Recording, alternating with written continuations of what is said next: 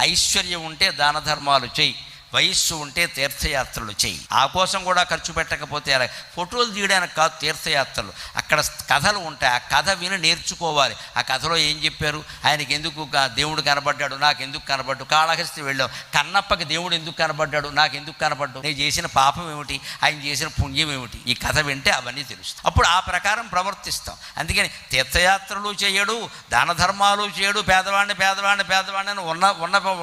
ఉన్నవాడు కూడా పేదవాళ్ళలాగే మాట్లాడతాడు.